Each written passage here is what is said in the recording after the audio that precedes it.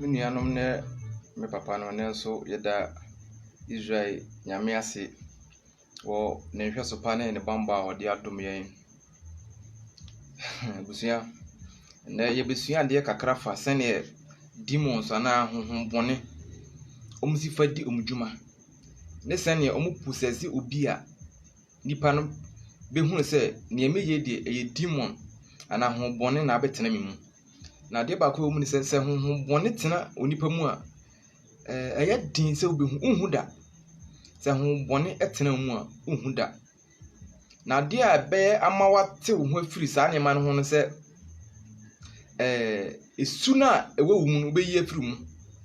Sɛ wotimi yi esu ni firi mu de a ɛne wɔbɛde wo ho afiri ɔmo sɛ because obiara kita enisuban ɔna ɔde wɔ wiase mu. Honhom biara kita enisuban ɔna ɔde wɔ asase wi so. Ɛwɔ ne ɔde adwaman ba. Ɛwɔ ne ɔde konkonsa ba. Ɛwɔ ne ɔde ahoɔye a ɛba. Ɛwɔ ne ɔde anibere ba. Ɛsono biara ne n'adwuma. Ana honhom biara so ɛwɔ ahohom ahodoɔ ɛwɔ nase. Amen. Nti ne ɛno ho dwuma anaasɛ ɛno ho asɛm na pɛsɛ meka kakra. Ne nipa ma n'ani ada hɔ. Wadeɛ bi a woyɛ biara no woyɛ very careful. Ɔsɛ honhom bɔne na adeɛ ba kokora wɔ mu a mini aba bema ɛbɛ den sɛ heaven obetuma meki. Sɛ honhom bɔne na aba baako ketewa sɛ ikura wɔ mu a heaven tumi nkɔda. Because demons no ɔmo atranse akɔ ɔmo ho ntam sɛ ɔmo mma one soul ɔkra baako pɛ kura sɛ enti make to heaven. Ɛnɛ yɛbɛwurawura bebree na yɛhu yɛgyina bia. Bɛsrɛ sɛ yɛbɛbɔ mpae na yɛhyɛ yɛdwumadie n'ase. Abandenden ne wasafo brade ho ɛda wase ɛnɛ da yi hwirade ne ɔkɛse wɔ bambɔ nhwe so pa wo de adom ma. Bra bakwa mɛkyɛ wo nsɛm pa na mo adom no ho konkron so ade ɛma wo manten sɛm a wona mo adom so ɛbɛka yi ase. Yɛnyamu hunumu ne ntiaseɛ na yɛnya bi ɛde aboyɛ bra sɛne Kristo wo pɛnyɛ ne sɛne ayɛ pɛ. Ɛda wase ma wadom no humɔbro tum no ɛnyɛ kɛse wɔ maso. Yɛsrɛ wade fidie biara wɔde bɛba attack biara wɔde bɛba. Ma abɔfo ahoɔdenfo endi ma yɛ no mo nkoma yɛ na bibia wie nkurimdie ne pɛyɛ yɛ de asede ni ka bia ma Kristo ene ɛsrɛ da wase wadom ti amen. Ɔdɔfo ɛna nso yɛhwɛ nneɛma kakra yɛwɔ bɔne ahodoɔ mako 7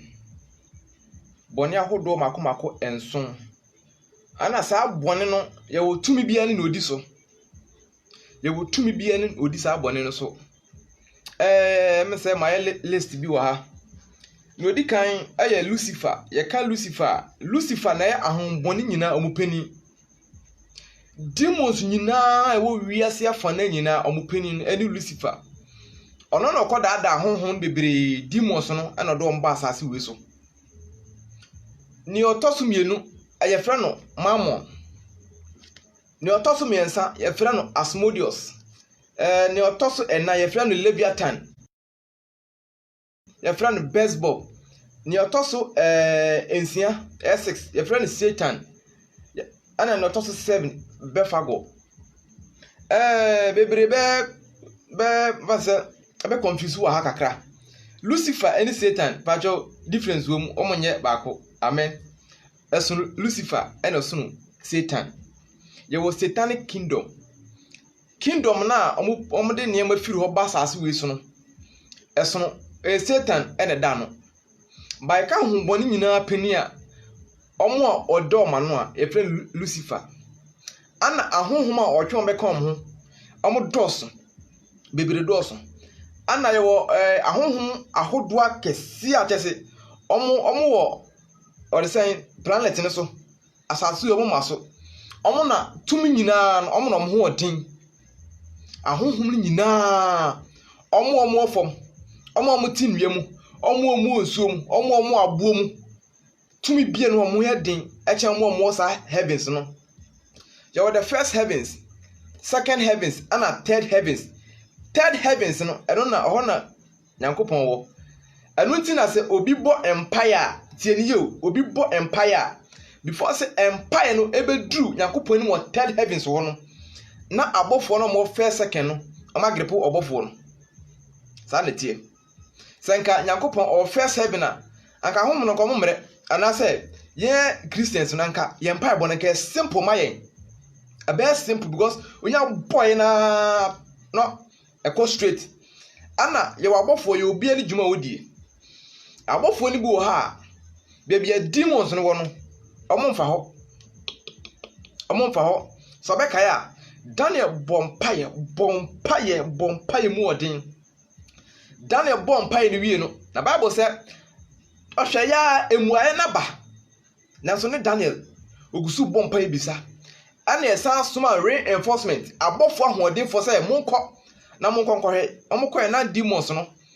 omachi abofo no omakampo omuma ne fa mpaye no nkɔ orofo yensia de kakra ba ha se Daniel no ye tinini obompaye ma honhom bone kura kita ne mpaye bomu a yemi se ho suba be na yetimu abrabo be na yebo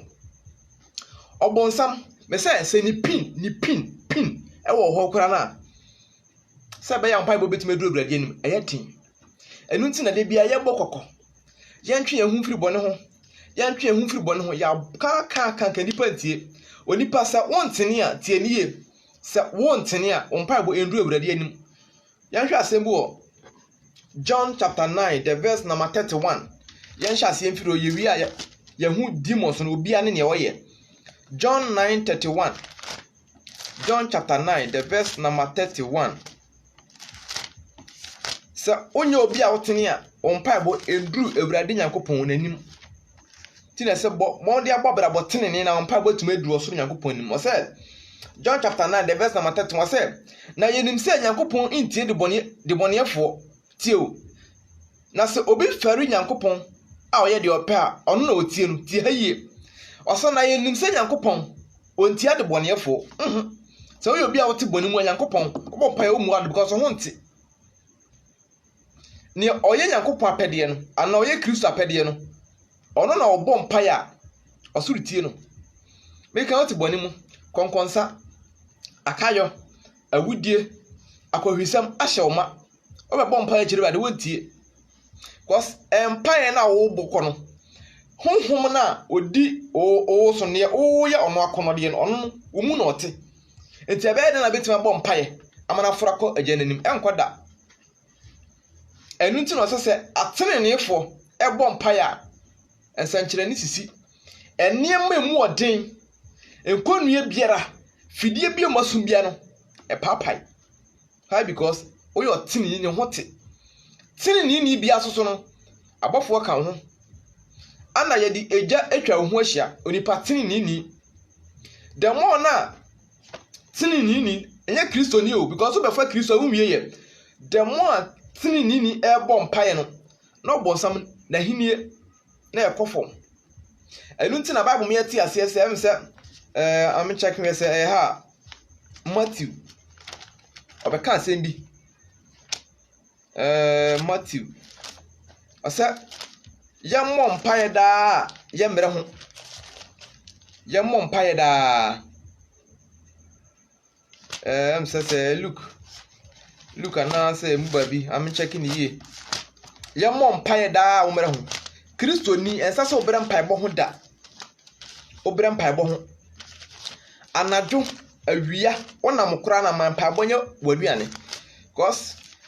tia mete here say ya make say ene wo a wote wa wo hwem no demons atwa ho ahia abofo atwa ho ahia enti the moment na obadwe bone no bonsam wapeke da what they call tina Bible boy kokko otuyefo say yenhwe yiye ma onipa bi anwe bone da wo asase we so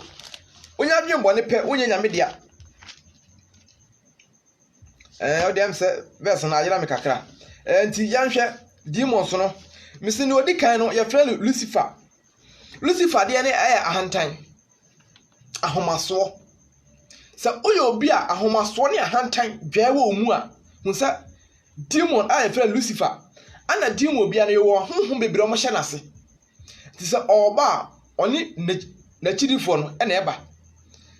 pride ono no de ne pride ahantan na wo ni mu ana ne otoso mi no ye Mammon no say okay Matthew chapter 6 the verse 24 Jesus be yusu no ɔse obetumi nsum awura num banu esa obedo baako na watan baako awura num banu no ɔka mamolo yusu sika obi a wote ho a wodwen sika wadwen osika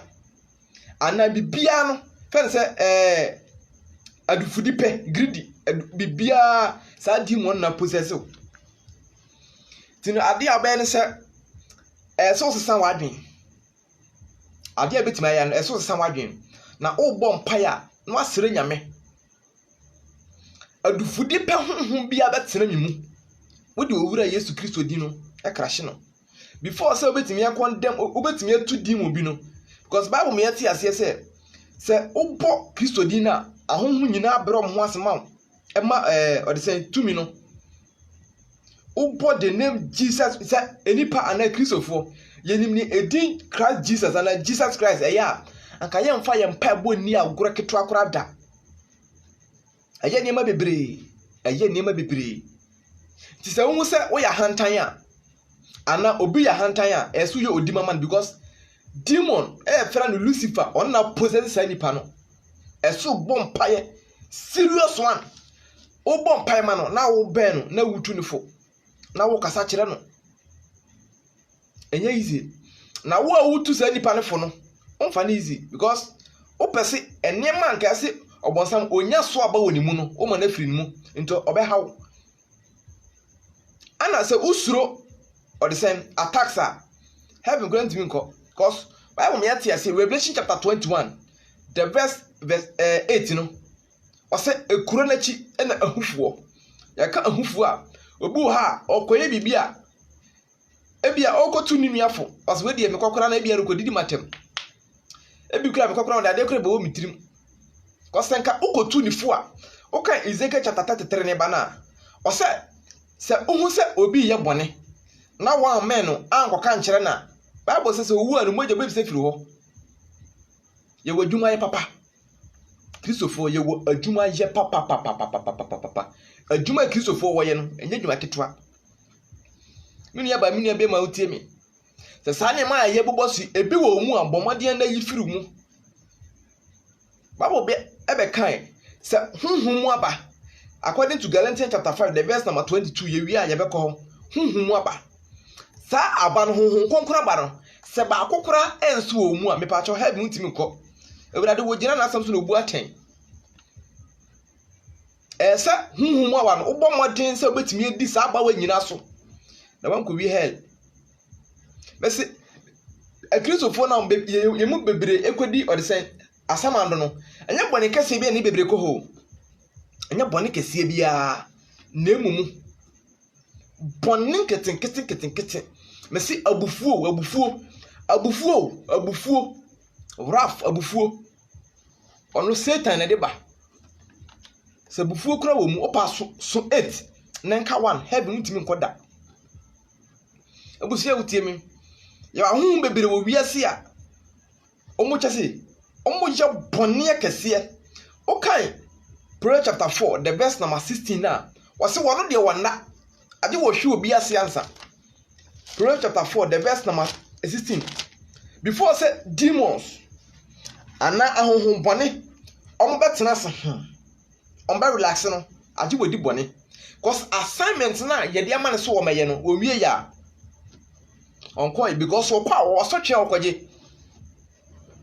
ye ma demon assignment so meye a so ofelia ye soma honhom foforo e ma ne be replace na demon na ofeli sa assignment no ye de na akotomenti no enu nti na omo no se ye soma wo ho a obe make sure say adwuma na ye de ama no obedu su nkunim ansa janhwe asem bi wo Proverbs chapter 4 the verse number 16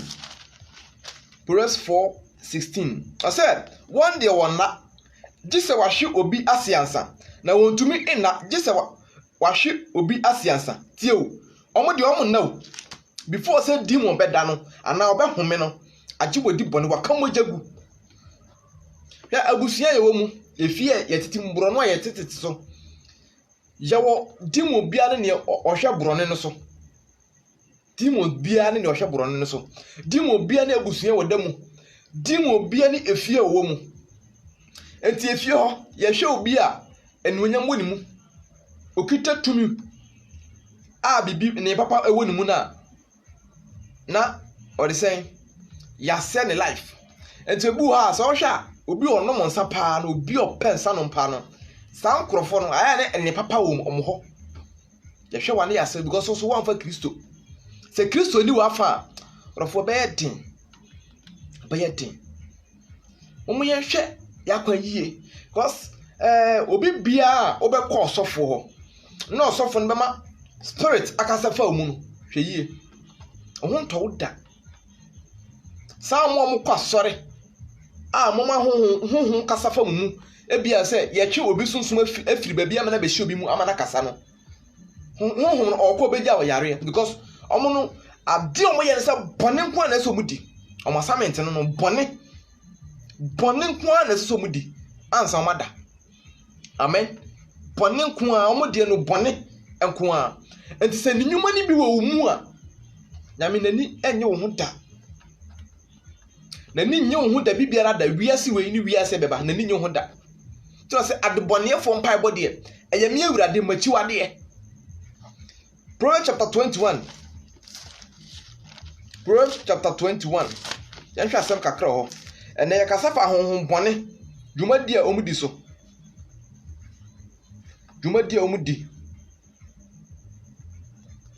asa Proverbs 21 verse 20 asa abonefo afore ye awurade achiwade ti ha yie adebonefo omo aforebo ye awurade ede achiwade enti hunu se afore na awokobom awurade no check your life answer ye wo correction ana afore bebere ye boy senya no me wo so because ohunte awurade pense hotie enu ntina kan Psalm 50 verse 5 na oso mombo ba ma hotefo nyina no ma me no nam aforebo so wapam tio ahotefo verse no ye kan verse ni ye ni entimu asem ni ye oso mombo ba ma hotefo nyina no ma me omo a me no nam aforebo so wapam se uyo obi a honte a awurade wo hiam asori dem na yeguna de bia no bone ahye ye ma no yehwe yie cause asori a obonsam niema ewo sasafo nim no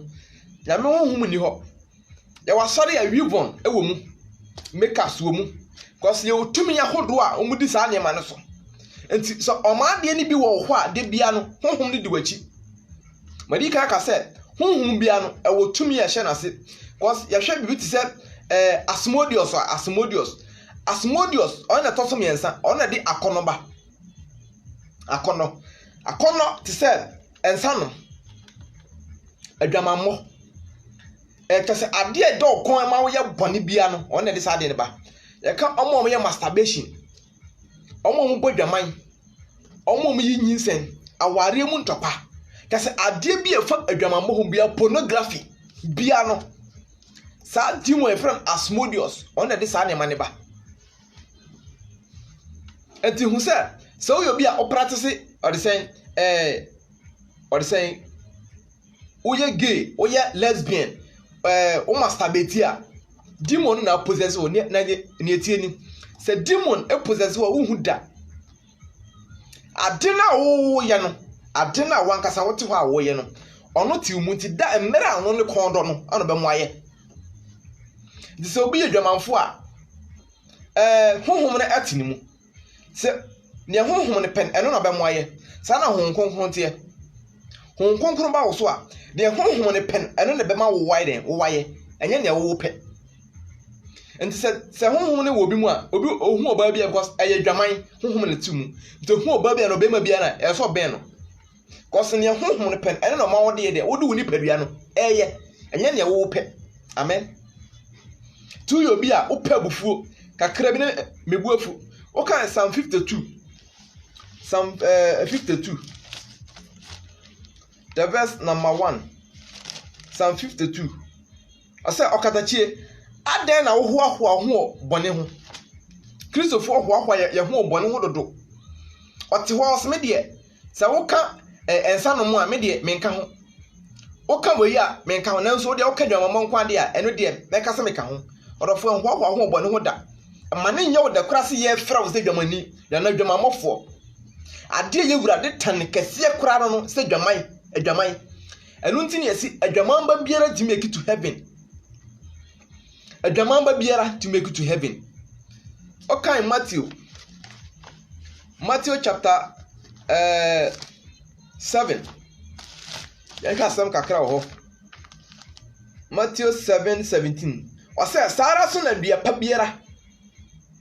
Sara na dua pa biara so abapa, na dua bone so ababone. Tio, dua papa biara eso abapa, na dua bone so eso dua bone. Na adwamambo na okokọ na ade bone ana wo ye den okokọ ye. Nti entimi so abapa da eye bone. Nti that time na akwala ne wupe. Hell straight because eye bone ana na mo so na wo de wo akwala no. To kan Hosea. Ya hwe asem wo odifo Hosea. Asem ane o kan wo ho. Nti the moment na wo de bone e ba chichiro ana bone bi wo ho no. Demons no de bia no mo ben. De bia demons no ben because omo niema wo ho. Enu nti na wo hwe Christ kan asem bi. Ose na wiase sudifo no na eba no. Na me de me se ne se ne hwi ni me nchen. The shini mention because Christo no ye han. Jesus is Lord. Oni wiase nyina ade nkwa aje nkwa. To no esum ni nimu ne mu ye han nko a. Enu nti na de bia obo ye kokko. Yenyi esum ni man aye den enwu. Ne enhya tene ne nkatabo. Tasi ye ma honhom bone kwan. Because bon sam won now anadwe a make asai. Oma ye wad tin. Till Hosea chapter 2 the verse number 4. I said, na meruhu emma mmobo na adwamammo emma no na adwaman na won na eboye na de wonyinse wonyina ye aniwudie tio ade bia be na adwamammo so ade aba bia na ye aniwudie sa woto ona oba ne be ma na te na adwamammo mu na mote na oma osika elekoto offering na ebrade krope wokum because eye bone so na wonam ade sa ade na ba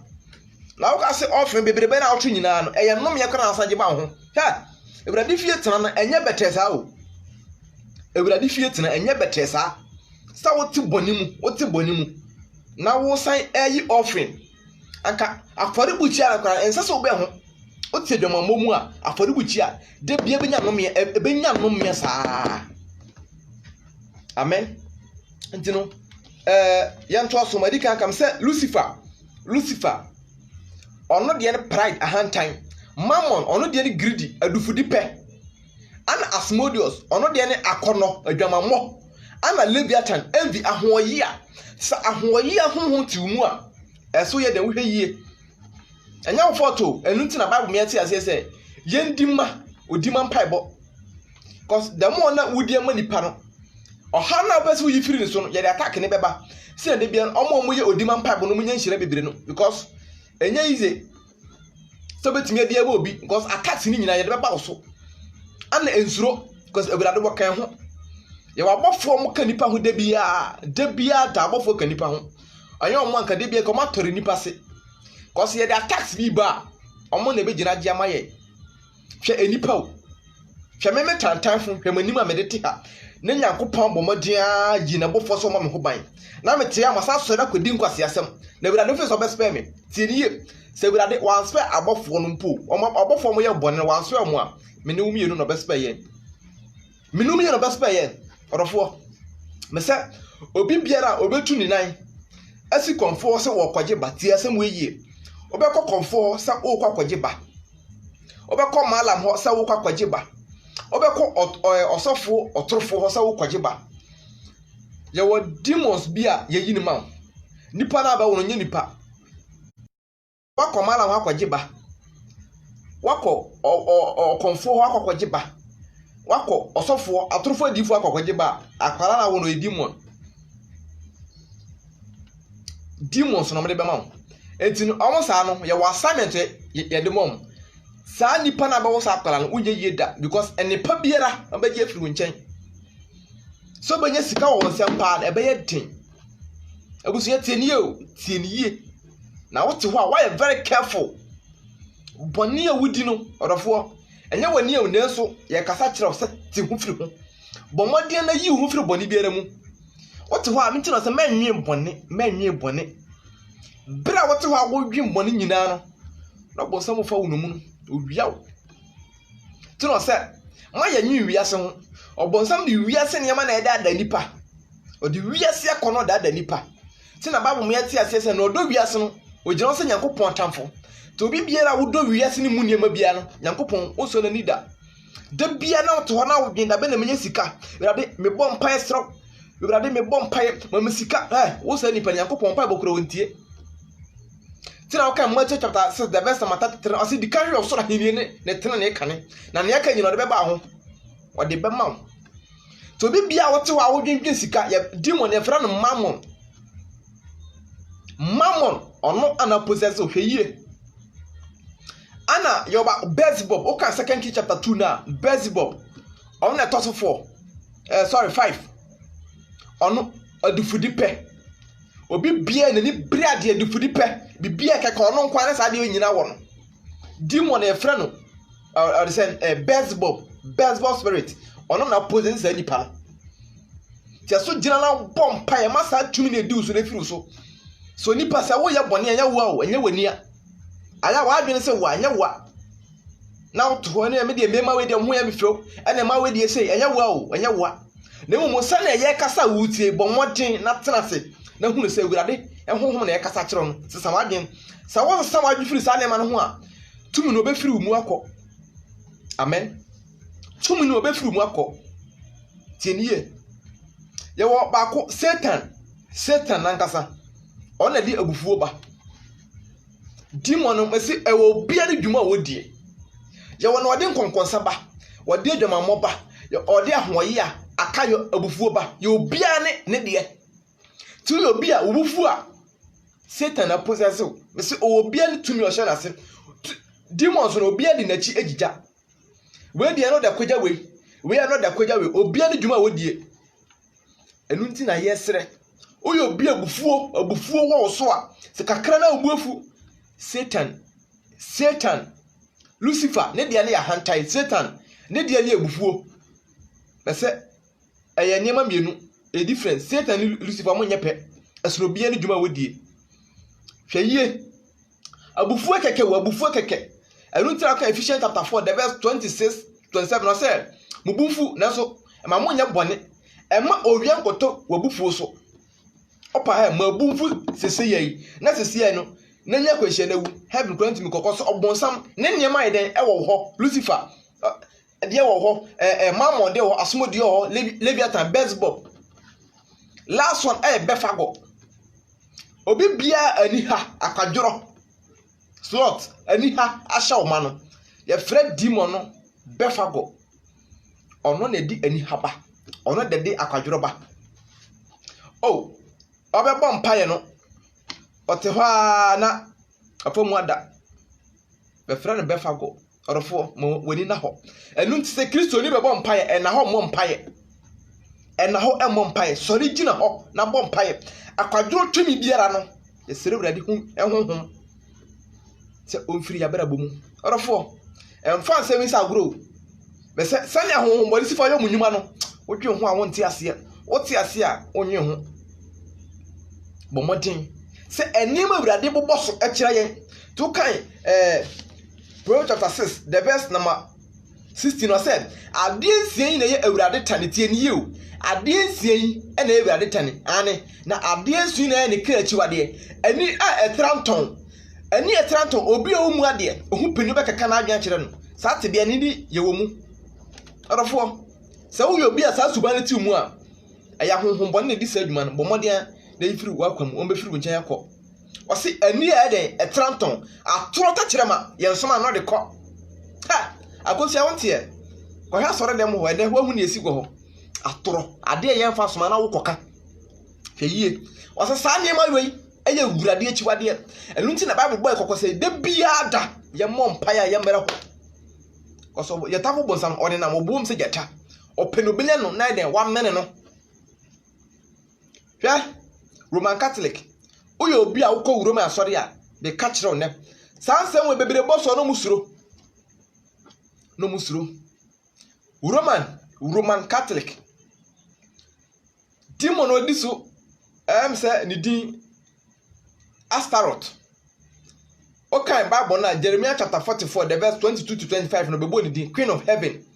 Ebiso fra no Roman fana nkasa efra no Holy Mother of God. We Roman ni na ba na betie na ntie mpichi fa ho e. Wona daache. Wantie nsam wanyame na na adon so e ka e be kobu aten. Ahoni na mo sore koto no e awurade achiwade. Roman Catholic. Sa asore uyo obi akobia jai. Uyo obi akọ Roman Catholic jai sa asore no. E abosomsom. Mo amudi akire munimo okobia o me da se we dey asore keke. Asore keke. Hwe. Okay. Proverbs chapter 21 the verse number 16 tie ha you say onipa a ofomfiri nimdia kwan so no transamanfo asafo mu. Onipa a ofomfiri nimdia kwan so no what transamanfo asafo mu. Proverbs 21 verse number 16. Asafo na wotimu no eyen samanfo asafo. Because the moment abetu na esa wokosa asore no eya honhombone enkwa na egu ho. Unyankwa je makrada. Efa wo se wonim na wonim. Cause ote ha de ye ka kirew. Se ubusuani bi kobia unu bi kobia bomode na tunifu no ntachira Roman nie Islam nie sa sori mienu we a worship demon bako amen o ebal say ya ne bebre di atem o de ye ncheki o ye ncheki ye pamu aka no kware no Islamfo mo hwe ye ukọ kramo sori ya jai Kristo Allah no yenim ala bia Kristo ono ne Nyankopon ono ne ewurade a yagi na die ono ne ewurade a otumi ade nyina ye orofo tieniye Roman Catholic okay or the same Jeremiah chapter 44 the verse 22 to 25 no oka say omohye aduham ama osoro hema incense bia omohye bia no omohye the Queen of Heaven Madonna Astaroth. Amen. Eti yanhwe asem bi wo Zafania cause ono no oda awia ene bosominim omo makọ Roman Catholic ache bia na omo makọ sore na ache no samudo omo kọ enso ana bepo ho a demon otimbe yi ne ho adi ewo mu otimbe yi ne ho adi wo mu okita kwala ewo ne nsaso ono no omle na Mary se on kita Jesus obwa abusuya tie na tie ni yo tie na tie ni ye meso ukọ sa asori ni bia jai ukọ Roma asori e jai na urade opokum ngosom na ase na wotwe no o de woni mu o mo nka anoka na nkire woda cause o mo de hintaw ukọ sa asori na jai yanhwe asembu o Zefania tie asema Zefania e ba beka wa ha we are see away full of demons so ya wa anado almost started from 11 echo on am start omudumadie omo bepon a 3 to 4 on am pon satam no omo hyehyɛ omo nema nyina wie ya wo demons omo ba wia ya wo demons omo ba nadwo ya wo bia de dwuma wodie enna no so ya wo demon bia ogina nana no bosome ya wo demons omo gina bosome nano ana ya wo abofo so so omo gina days nano ya nhwa de Sunday obofo wo gina no ya frɛ ne Jofiel ono the favorite color yellow ana Sunday bia so wisdom ye bomb pie for wisdom natural way ade da ho be ni panim Sunday obofo hwe Sunday so ye frɛ ne Jofiel yellow ye bomb pie for the wisdom Monday obofo we this so ye frɛ ne Camuel archangels Camuel and archangel Camuel ono the favorite color pink ono adia ne de ne wodo tinu Monday bia ye bomb pie for love odo so betimi anya odo manipa betimi anya odo amma nipa Monday Tuesday obofo this year archangel ono na the greatest or the say and I said abofo hodinfo pa no abofo nyina ono de do ma no archangel Michael ono ne color blue ono de ne real sa ope bibi sa de koden enya homaw ono de no ana Wednesday bia no ye bomb pie efa yaresa obofo di so ye friend Raphael archangel Raphael ono ne color green nti no Wednesday color bia eye green ono no nti Wednesday bia ukuoda bia eye ayarasada ye bompae nti no Nyankopon ono wacheche enwuma na ma abofo no nti ono wote ho nti se obi yesa obi yare a onye Nyankopon ankasa ne besa yare no eye abofo ne besa yare no because ye de adwuma na hye omonsa Raphael ono na esa yare koso owi ase afo na nyira yare sa bia no obofo Archangel Raphael ono esa yare ana Thursday eye Uriel ono no en color eye red ye bompae Thursday bia eye da ye bompae for peace asumdue days in ye would de bia at saying abophobia de omoda no ana abofo ye mu ahodo bebre ye mo mbaji empire boko ye omo a omo weyen ye omo a omo hwe just abofo ni bebre abofo bebre sani nipa dodo tie wo wiase no demons omo do so je nipa wiase nyina o demons besa no onipa wa kutimi nya demons be 50 nipa ba ko otimi nya honhombone be 50 cause spirit no yusu no basa to kan Matthew chapter 12 the verse number 43 na wase se honhombone bi firi obi mu na ekwa okochinchi akwa wiase so okọ ne wankonya ba bia ntena wasa kai na chi tie ne wasa kai na chi na se oba kofa ahonhom ho den enso meka ne ho no mudi bone echen first because first honhom na ti mu a na hon konkon metena mu a okwa cause ebia ensa na wo no mu a oba ode djama beka na ensa no ebia no mo antoto a be yebe no be fight because se demon se efiri no because adwuma na woye no wanwie no okwa mo kotomenti no na bidi kan no demon bia yebe ma na assignment a wantumi anya no omkwa kotomenti no ne ho hyehye no omo ye serious o omo na se ne Proverbs chapter 4 the verse number 16 osa na aje omo di boni ansa aje omo hwe obi asiansa anso omo timi ada ti the more na Christoni as the Christians and na hotelfo e bom pai no ma hini e kofo sa wuti fie bi mu na de bia wo bom pai na obi ti fie na osore na odidi watemu a orofo sa nipa no bon suspect na ne tie ne se spiritual realms no omo be yawo enti the more na oya fasting o bom paye ni nyina no na ye di eja etwa ohuhia o kai Zechariah chapter 2 the verse number 5 no say ojafadum etwa ehu ahia o bom paye ne je etwa ohuhia enti spiritual realm no omo wekewa na ye ntumi wa afa ne beba physical afa wo ha no beso mukum o ha no mo twetew obi so re di watam sa otimi trust musa ada kwa we krade nam de aye no ba dwe ho ante ase sunsun no ya weke we nya woda nti the moment na obedi watem a obeka bi ache no wanya cause bible me ate ase say o kan 1 Peter chapter 3 the verse number 9 o say emfa boni ntia boni ka emfa oye entia oye ka ne mu shira so obi di watem a bompaye ma no demons omunyuma no omunyuma omuje no cause o weke e was spiritual side ni wanya wan beba physical obetime do atem the whole day na wanya ne hwe kene wa mie wa no cause okasa na wokasa na wosu di na tembia wanya we kwa beda ho e kwa beda ho obe weke simple kra obenya simple ti de bia bible boy kokko ye mai ya no nda ye fa boni ntia boni ka Kristo ni a wode boni betua boni ka okitade pa na so mo ni nua da ade kita no o ma no da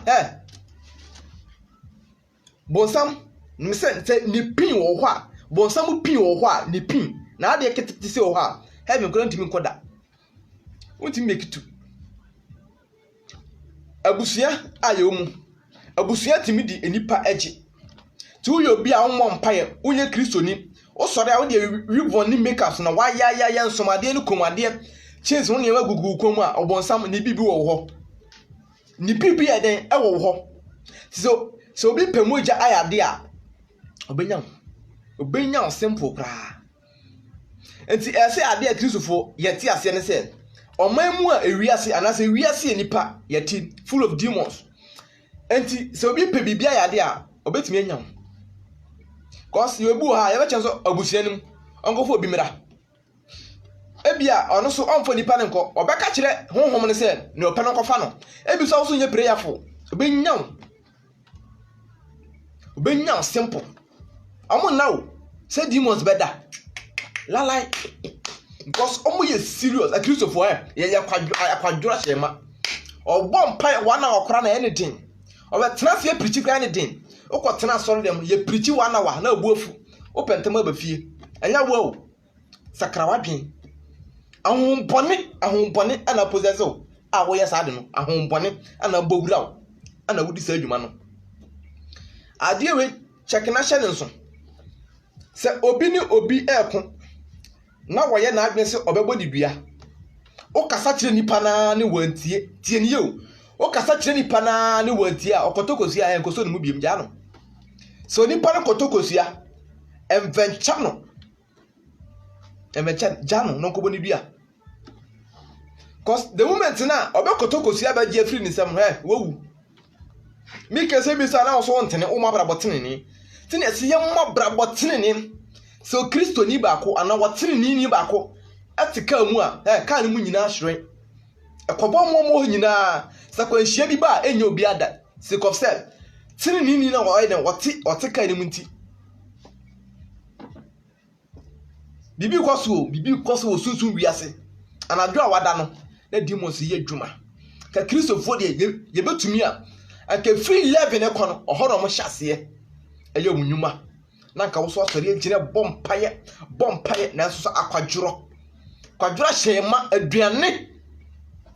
hyema oka Roma chapter 14 the verse number 17 na osa osoro hini ne nya didie no no mu ehun kunkum ede anije yanhwa de a Galatians chapter 5 the verse number 22 no ensema na oka ho orofo awutie me say wiase we wiase na homboni tifadi omudwuma homboni ye de sifadi omudwuma ye boni pa bia ne honhoma ye yama no so monitor enu ntina udi boni bia na ye record to ho no because ye wabofo mo guide wo ni pa Kristo ni bia no wo light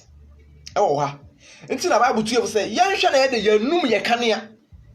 Kristo ni light bo wa wo hyiren sisa honhom ni hu a opinchen sa wotene ni ba ahohom nyina man kwan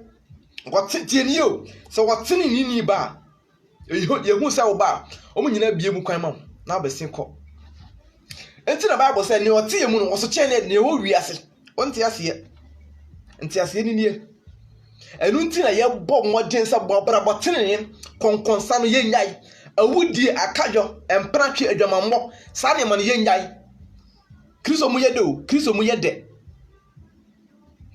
yede orofo ya mommodi atwe hu firi ahombone de omunyuma ho ne ye ntimi ninkunim ya hohum owiase o ahohum owiase ebia wote ho hohum timu ba wonim ebu ha se ese no ade on person mo yere se wo obi a wonom nsa obo adwaman obi obo ahyewo ana ahyewofo bebrebe no mu kwa ho nyina demons me fan say 98% demons ebi 2% be na enipa yesoma bebrebe free marine world eba asase we so enipa ye no mu nam nyina bebre na ye demons ye wonima de mienu ye ohunhum bi a demon bi a yetimi somam as enipa form eba tena asase we so na make say so bi komala ma obosom ho anasofo mfinyanwa kwaje eba demon no be mana wo no nto no ba ya wasament obeye ebi osofo na obebe ya yo asofo bebreba omunye nipa demons ankasa ba o metena se ye no muti hei nto no dwuma de eso di ni se wotwe akrama Satan enti sa ankrofo no wo hu oso wawuko o wakwese ne wawu assignment we de wawie okọ demons na ba ye woni pa bi wo ha ahombone na na de ebetene ne mu na ye de atwe akrama or say bonsamo amen abusia utie mi emma boni mata wo ho no bonsam bibia me ka wo ho me say efi keke betu nipa ko hell onti ase tina ka say emma oba timi tenase be 2 weeks 1 week 1 month na nsuo nka utirase wo then how nsuo nka utirase tell you about efi obi wo ha ne demo efi mese ho konkro mpe fium nyame ye ohotiw ni nyame ne ho tiw to say de mu efi mu munyi fi o de ye mo boso Galatians yɛnhwɛ honhom aba ɛne honam aba yɛnhwɛ saa aba no ɔbonsam aba ɛne honhom kronkron aba. Galatians chapter 5 the verse number 22. I said na honhom aba ɛne wɔdɔ tie ne yio honhom aba ɛne ɔdɔ ɛne di kan. Sɛ wodɔ ana mmara nso nyinaa wie sɛ ɔdɔ. Sɛ wodɔ obi ankɔ nipa bɔne da. Sɛ wodɔ obi ankɔdi ne ho nkɔnkɔnsa wonkɔka ne ho asɛm yɛyɛyɛ ɛnkyerɛ obi. Wodɔ obi a na adeɛ sɛ kora na wobɛfa to yi ama no ɔdɔ. Sɛ nti na ɔkan ɔde sɛ 1 Corinthians chapter 13 a sɛ mede nipa na bɔfo ta kyerɛ kasa na meni ɔdɔ a mete sɛ yawa ɛyɛgyegye. Tie asɛm wɔ yie. Ɔsɛ honhom aba ne wɔdɔ anigye. Woyɛ Kristoni a da bia wɛrɛ ho ahyɛ wo so a heaven kora ntimi nkɔ da. Cause ɛyɛ anigye. Honhom na aba no ɛne anigye ɔkra no Bible sɛ awerɛhoɔ ekum sunsum. Awerɛhoɔ timi ku sunsum. Na sɛ honhom na yɛde ama wo no awerɛhoɔ timi ku na de bia Kristoni wani nyi a wo ha no sɛn. Ɔwerɛ bɛho a ma ɔwerɛ ho ma wiase ma ɔwerɛ ho ma wunya bi ɔte bɔne mu. Ɛma ɔwerɛ ho sɛ wote hɔ na wuni sika. Ɛma ɔwerɛ ho sɛ wote hɔ na bia amane bi da wo so da bi. Asɛm bɛ na Matthew chapter 5 the verse 10 and 11. Ɔse enhyira no mo sɛ yɛya mo na yɛta mo na yɛka sɛ modi atoro nyinaa to mo so onipa ba nti tie enhyira no ba sɛ enhyira onipa pɛ. Sɛ ka woyɛ Kristoni o na to hɔ ne yɛdi watam. Yɛka sɛ bɔne ɛka sɛm a yɛya to so woyɛ enhyira. Hu sɛ ɔde sɛ edua bi a bɛkɔ aseɛ na aboɔ enua egu aseɛ no sɛ aduaba na ɛdɛ. Kristoni a ɔto hɔ de bia manne ɔha kɔda de hu sɛ ɛne ma papa wurade wɔ ma wo no ano ɔden ma wani nje. Kristoni yɛyɛ wadeɛ ɔfɔ ɔyɛ mu atete mu na wani nje anyame n'ani nko ho da. Honhom no na ba no anigye asomdwie de bia wasom bɛdwo ɛnyɛ ntɔkwa na wonam ha na wofa ha agobɔne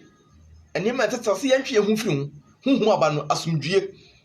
abodwokyare yɛmu Kristofo bi ni abodwokyare kra bibia ni a yɛpɛnta sɛ instant ɛsɛ asɔre na ne loto sɛ ɛnɛ ɔkɔba fɔre bi a bɛ 100 Ghana ɔpɛsɛ ɔkɔkyena na onya so aba ada asɔre na mo yɛtwa loto asɔre dem yɛtwa loto hɔ wakɔyɛ wode off na kɔwurade fie na wakɔba fɔre a wopɛ so aba ɔkyena asɔre dem mo ne yɛtwa loto hɔ ana wurade wɔkyerɛ so no twa loto firi akoma mu nyambodwokyare nyɔdɔ ɛne gidie wankasa ma ho sɛ ade na woyɛ na yɛden ebegyina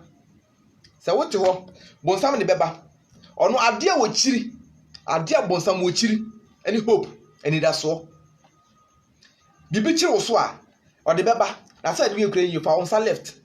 bɔ wo koko so it shall be well wankasa ka kyerɛ ho sɛ bɛyɛ yie ɔno ade a wɔkyiri no cause ɔbonsam ni ani dasoɔ bonsam wɔ ni ani dasoɔ by Kristofo yɛ wadi dasoɔ sɛ nne ne mu ayɛ den a ɔmo de no ɔde bia no ɔmo de confusion or how beto sɛ ne ɛbɛyɛ a na Kristoni bia na tenene ni bia no a wɔamfa wogya mu no wontumi make it to heaven ɔba so tena hɔ saa kɛkɛ na owura na yɛdi n'akyi no wonum amaneɛ ne ɔha ɔbɛfa mu ɔba so tena hɔ kɛkɛ hwɛ na ɔkyerɛ da bia nka wote hɔ na amaneɛ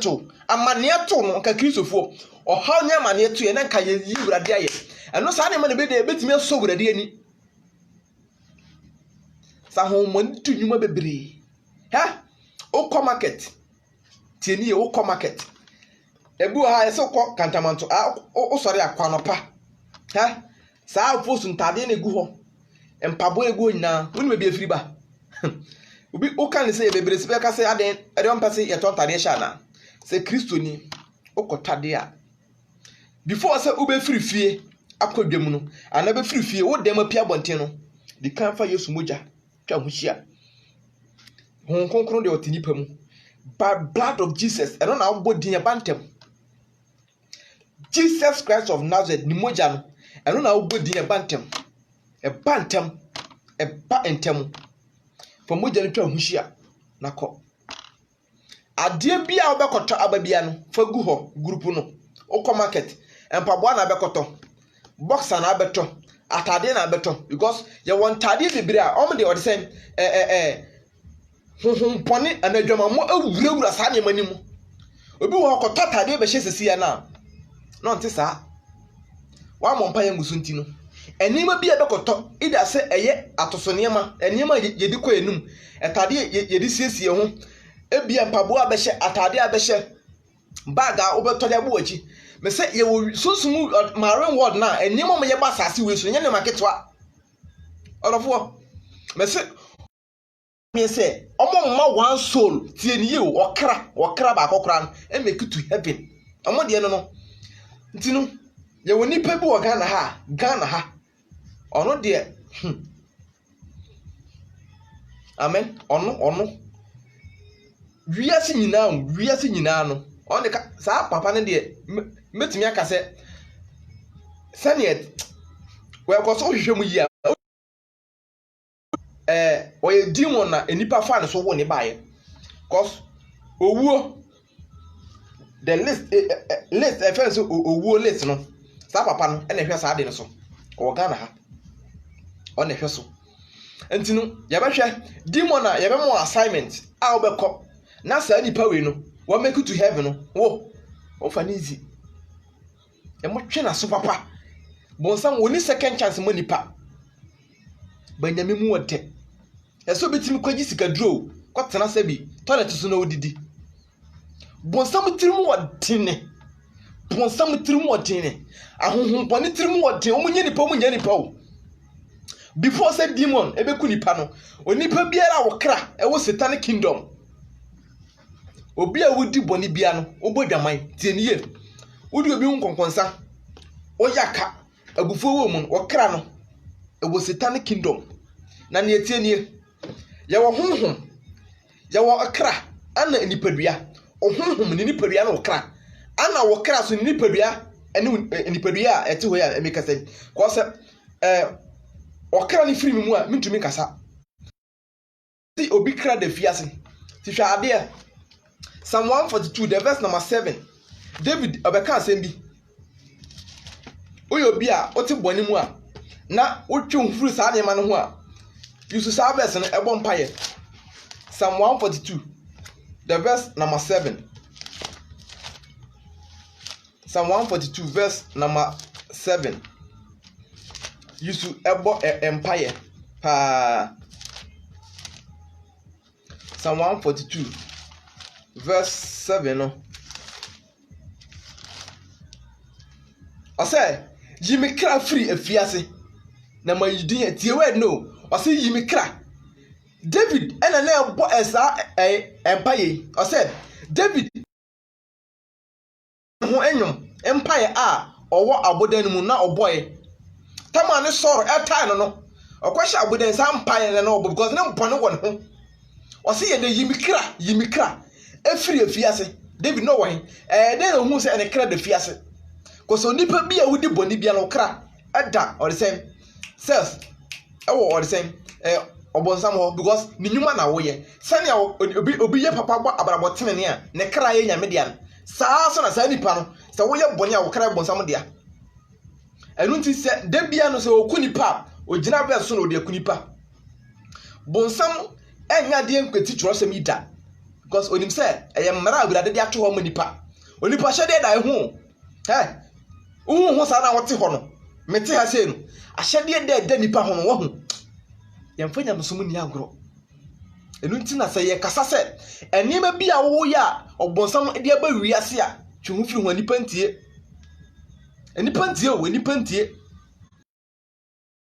no Psalm 142 verse number o say ye mikra firi afiase sa wote ho firi sa bone no ho a yeden chirebrade no you we de okra efiri honhom de afiase koso nipa bia wudi boni bia no okra e da honhom afiase enti the moment na wodi sa ne ma ne be ye wo ho no ya che okra na koto ho sa okra no wo ho a honhom na ye adwuma wo mu aye bebere wanwan se obi kra da wi den da or say cells condemn cells satanic word that's what once you go to kasa or tears you or tears pan and then wawu nipa na tears you na so wawu because honhom no e na ye adwuma woni mu ba okra ne ye kɔ dadadada okra ne kɔ abusuya wotie me nua ba me nua bema ye ka honhom bɔne nnwuma mu di a edoso enti sana okay Zephaniah chapter 1 the best verse 5 no e ba na o say me also obese wiase na wiase no obese no omo sɔre ewiemu nneoma tio ewo omo dan atifi ye hwe ewiemu nneoma stars ene sa mu no osrane nsoroma no ehefo na disi omo dan atifi nya nkramofo islamfo Romanfo esom sun awia na nkasam because I just awia ene osrane no sa orisen Astaroth no that Jezebel spirit Magdona ono ne dem ena Romanfo so no Roman Catholic esom no enu ntina sa orisen Italy sa aboa na Bible kan wasam so obedi wiase so antichrist no enyi le free enye Romanfo na be se di wiase so because omo no demon no mo som no aye Magdona no almost one Mary na as okita kwara no honhom bone na Roman for so to you bia ko Roman sorry chai uyo bia o ti Roman sorry mo chai odofo yekoso asere nipa yekoso apa nipa chew yekoso asere enema mo ye mawiase na doso so okokrom na wokotwa de a bompa ye gu niema akoto ene so ansa wo yusu wodi ko mu a omoto yare even though piotes omoto kwa ho bebere wo ha ema bebere ni mema bebere wo ha omonam traffic mu twa de ye bi nyom na nipa o they are for assignment ya sign on so me dis adwuma we ansa ma samba orofo awutie mi ye niema wo wi asena doso ahom nyuma di omu du doso we de emu nketwa emu nketwa enema mo ye sunsun doso ye koda ye mompaye Kristofo nyina mompaye ti demo na wo bompaye no na omahini ekofo na ade aso di two trims obonsam wu okra ewu spirit ewu ti wo bompaye birade bisa wo say Jesus Christ obaye no omunyima no bese yo wo meku okra biara wo meku spirit biara wo meku omunyima ene no ba bese omo ti ye bompaye a ye se omunyima na mu ye nku omo ono obobo mpaye na wo di Jesus din bebo na munyuma ase no wa sa be da no no mo se nhye ni ma no ade edi bua nipa ade edi bua yen e abofo mo kan ho onipa bia wo ne guardian angel onipa bia wo ne guardian angel obo no ho ban meti me obi de wo hwe mo so wo de na emum huom na emum ye wo sane a ye no mo kasa obetimi ni bofo ana bofo ba wo nchen so a o ho na bia ne obo mpaye na bofo ba nchen a dan na wo mu na obo mpaye no oho besesa obenya tenka bi e wo dan num ye wo ne ma horo a obo mpaye onya sa afele bo sa bofo na ba wo nchen emu omo ade omo pe ade abofo pe se obi obu ade na adwumutie takro mekire se na abofo sifa ba wo nchen ya betifa hu se no munyuma tie orofo ene ye wo se na hombone de sifa di omunyuma fa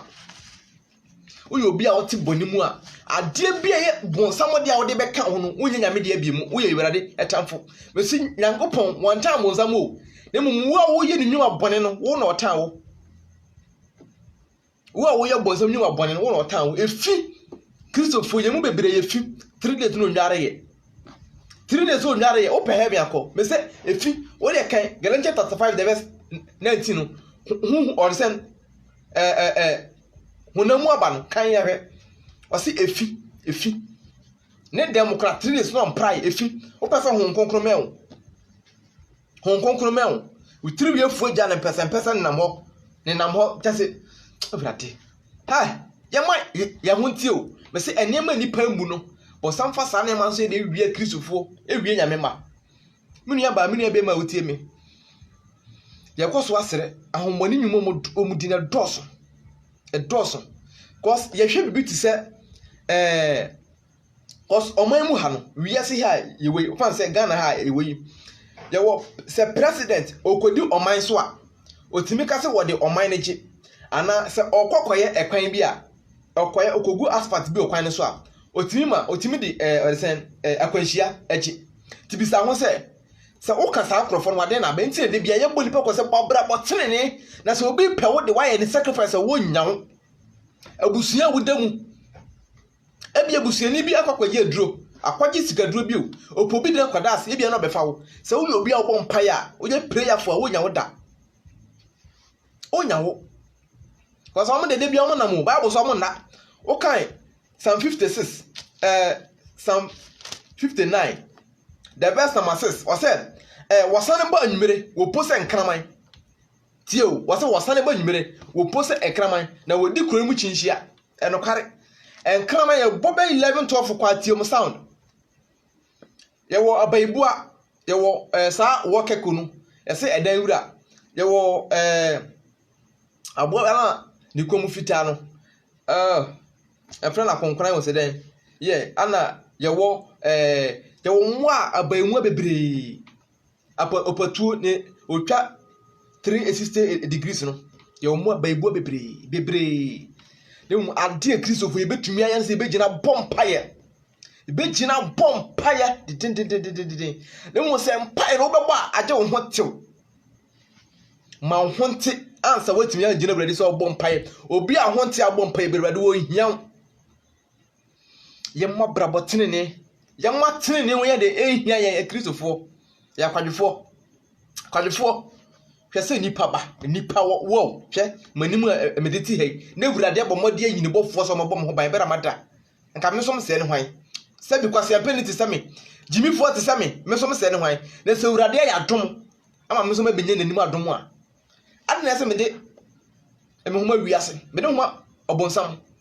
me se bonsam betime possess na so hu da woni ba efo betime betena edan hu da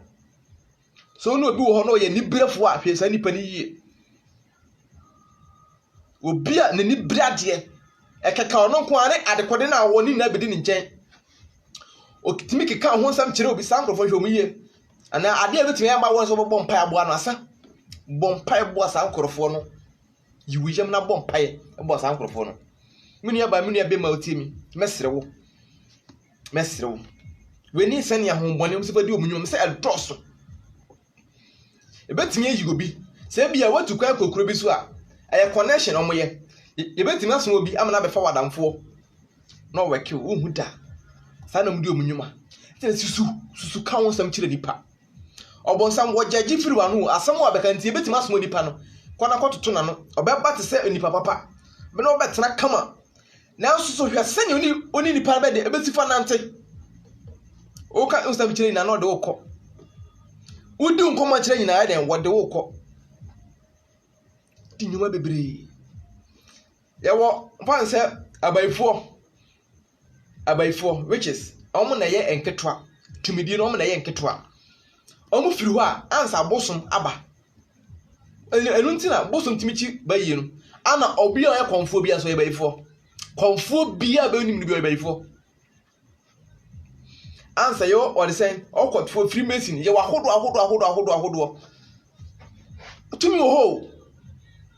wo ho tumi ahodo wo ho enipa ye no moti nyina nya nipa o odofo bebre etimi soma bebre mo ba soro dem ne ya ba besom ye obi wo ha hwentade wo de ba soro obeturu fo atuatu ontie da assignment ti na de ye de naba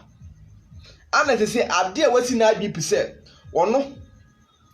ahotefo omo man wa so ba sum Kristo yi no omnom na enya obi no monsa obodwaman ya bonsa monfa because oye ne dia dada na mum wo wasi wa bi pisa ba sum awurade no be babara botene no ha wonfa ne easy hey attacks ne ne me be ba wo so no hu orofo ye fa ne easy enu ntina se amanne bi ba nipa kwan mu a enso he bi to a orofo tena se din mene serebrade se wonnom wo guardian angel bofo no bo ho ban sere no se enipa bi era woni mu se onfa mere wo no sere no konkoto dwanim ne mu ade ese yankoto sore bofo yankoto sore bofo hye no nso yankoto sore bofo aginyame to kan ole sen Revelation chapter 19 the verse number 10 na tell John the Revelator who obofo no okoto no sori no o se da bi menya sa na me so me wu nuanu mawura kwa ni bi sen de bi ameka se enipa amoma kwan ma enipa kotokoto no monhwe yie o kan Acts 10:25 na tell Peter okọ Cornelius no okoto no sori o se da bi menya sa na me so me enipa ji nyame anu nyamfa ebirade we be pray na bako yenhwe yi orofo hanam do si yamon paye ya banka se ne wasafo ebirade Yehowa yeda wase bera begu wasam yi mo wasam no nso aba ene mo ho ma honhom no tumi enya dwuma wo mamu ade ma honhom akwanu sa biara wade omkuti ama owura Yesu yedudini ade etwa mu nyuma biara mu apam biara om ni nipa wo kodanda yaredom akwanhie biara yehyehe fo nipa biom the mighty name of Jesus Christ of Nazareth owura Yesu ade wona yekoto sira wade ona wade odom ya akwanyesa nyina ho yesere wabofo konkro so ommo ye ho ban emfiri wade attacks biara wade beba ye nyuma mu ohaw kodanda biara wade sore tie owura Yesu yeda wase enhwere no nyam ka woni no wado nti amen odofo videos no aya mo nhye na wunu nya bintie na yinhira mam da se na yebesanhia bye bye.